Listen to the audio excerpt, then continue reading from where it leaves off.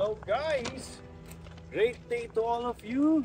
I'm back again! This is Boy Bangus of JR7. Promote muna natin. Coach Ed Lu sa mga tatakbo dyan. Coach Edward Luna, thank you sa aking t-shirt, Super Mamaw Atoy. Thank you sa aking sapatos, Super Mamaw Atoy. Tumakbo tayo kaya medyo ganado tayo ngayon. Guys, meron tayong 2016 Lexus. As you know guys, LX 570 to. Guys, kita mo rin sa detail. I want you to show them bits and pieces lahat. All stock, ang gulong napakakapal. Bridgestone, dual air tie 80. Wala pa kaming ginagalaw rito guys. Sobrang kinis nito.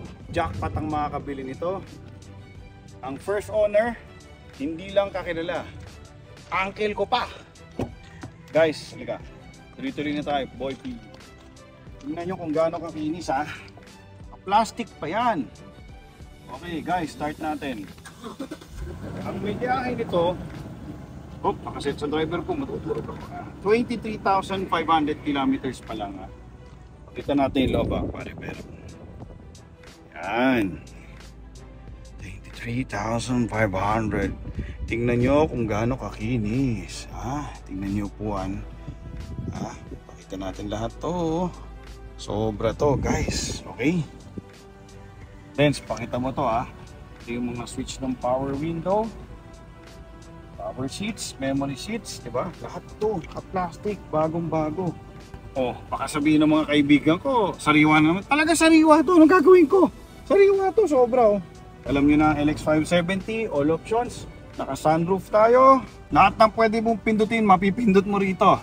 Okay, naka LED tayo, lahat ng control dito, radio, makikita nyo. Ang map configuration, lahat nandito na. Diba? Naka Mark Levinson tayo na sound system. Aircon, dito lahat touchpad, makokontrol natin. Diba? Sobra to. May aircon nga pala ang system nito, diba? Alam na ninyo, yung mga nakamilig sa Lexus dyan. Pasensya na kayo guys, pinapuwisan ako, galing ito sa takbo. Tapos, may height control to. Okay? Automatic na rin ng pag 4x4, may high 4, may low 4. Pag push lang natin. Yun lang guys, papakita na sa inyo ni Renzo. Tama ba? Boy Pili? Hindi mo na mapakita. One touch lang tayo, no? Yes, para masyado akong madaldal daw Okay. Thank you guys. Stay healthy. Mag-exercise kayo, kumain kayo ng tama. God bless!